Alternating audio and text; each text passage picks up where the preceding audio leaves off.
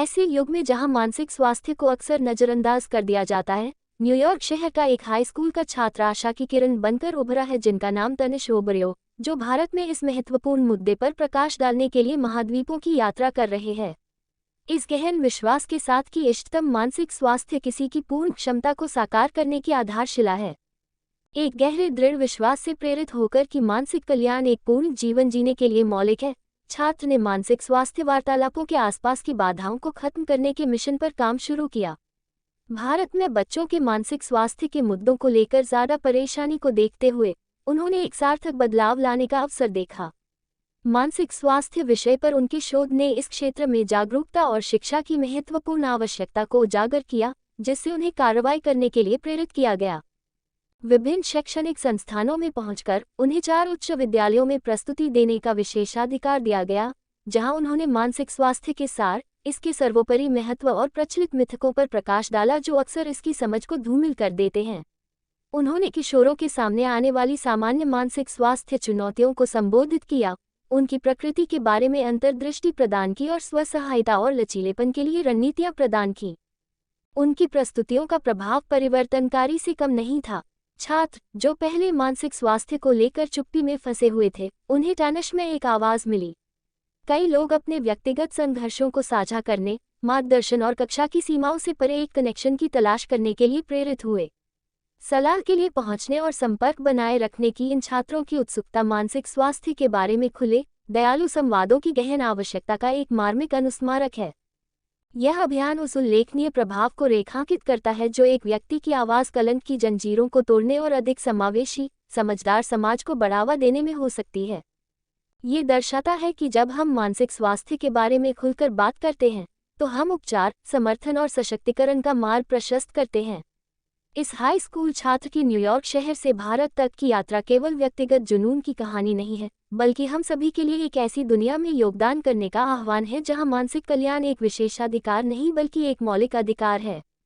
जैसे ही हम इस प्रेरक अभियान पर विचार करते हैं, हमें ऐसे वातावरण का पोषण करने की सामूहिक जिम्मेदारी याद आती है जहां मानसिक स्वास्थ्य को प्राथमिकता दी जाती है और स्वतंत्र रूप से चर्चा की जाती है।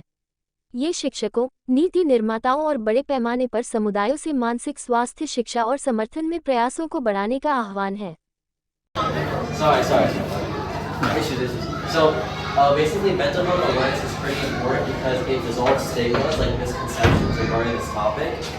It also encourages like open discussion between individuals, like one of your friends or like family members, and it also basically allows for a more supportive environment so we can kind of feel better overall and allow ourselves to kind of embrace who we are and change. So, excuse me. Yeah, what's up? Can you say louder? Louder? Sorry. Okay.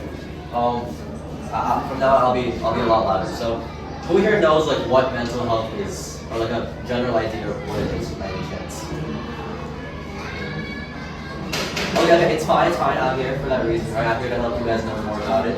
So, in a bunch, or basically like in a gist, it essentially refers to how we think, how we feel, and how we behave. Right?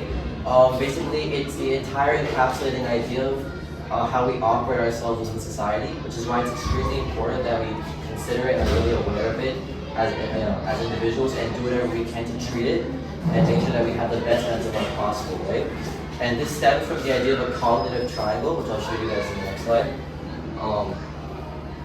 So this cognitive triangle, I don't know if you guys can read it, but basically it states that our thoughts, feelings, and actions are all inversely and conversely related, which is essentially saying that how we think affects how we feel or behave, how we behave affects how we think or how we feel, and how we feel affects how we think or how we behave. So managing one of these things actually has an underlying effect for everything else in our life and how basically we can operate entirely, right? So, as I was saying earlier, mental health is extremely important because it affects how we interact with our friends, right? If we're not having good thoughts or feelings or actions, we can't operate or we can't really interact with people properly, right? It also affects how you guys do in school, right? You guys are all students, and I'm also a student as well. And if you guys are going through a lot of like hard times, you guys are worried, you guys are stressed out, you guys are sad, you guys aren't feeling up to the mark usually, you guys won't necessarily be able to focus or do well in your coursework, right? Which is why it's really important that we understand the vitality of this issue so that we can address it and hopefully not let it impact our daily lives. And also lastly, physical health, right? If we're feeling low, if we're feeling down, I'm sure you guys have had days where you guys are lazy or tired or sleepy, or maybe you guys are really stressed out or worried about some topic. You guys don't really feel inclined to do anything. You guys are pretty meh or low, right? Right? Yeah. So that basically also affects our physical health because in that case we feel less inclined to kind of get up and do more physical activity. So essentially it's really important for the quality of life and how we proceed in life going forward. So I would appreciate if you guys would share any misconceptions or questions that you guys might have on this topic. If not, I guess it's fine. I can just continue with what I believe 6 common misconceptions are. But if you guys have any questions or ideas in your head about this topic loosely, I could hopefully address it. So, do you guys have any questions or misconceptions? No?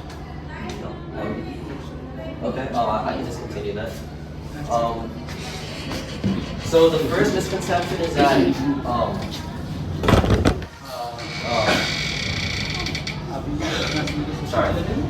that mental health problems are rare, right?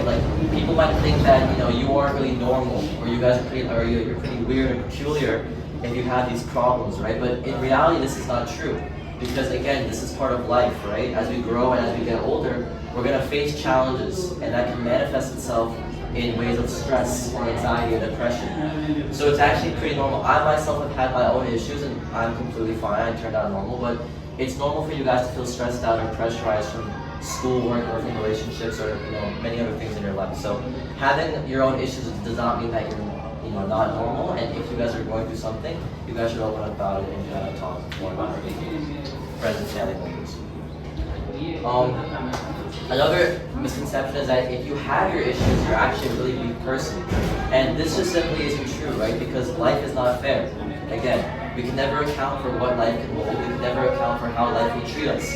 And just because something might happen in life, it doesn't mean that you are a weak person. It's just something that you couldn't handle. And not everyone is expected to be strong. Because actually, in a sense, being weak means that you're human, right? It means that you are actually capable of feeling and capable of growing.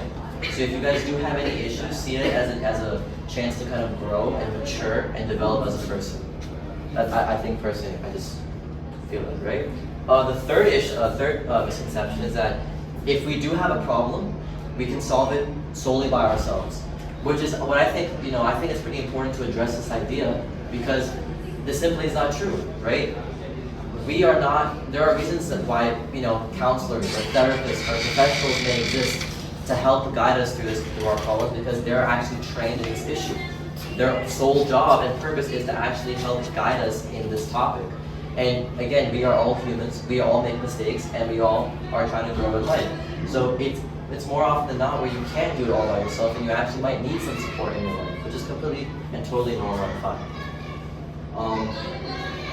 The fourth one is that people with mental health issues are violent or pretty unpredictable, right? People may think that if that guy is going through a mental health problem, he's actually crazy or he's weird. But this actually isn't the case, because they're actually going through a lot of hurt and damage. Because imagine how it would feel if the way that you think or act or feel is severely damaged and you couldn't think and feel properly.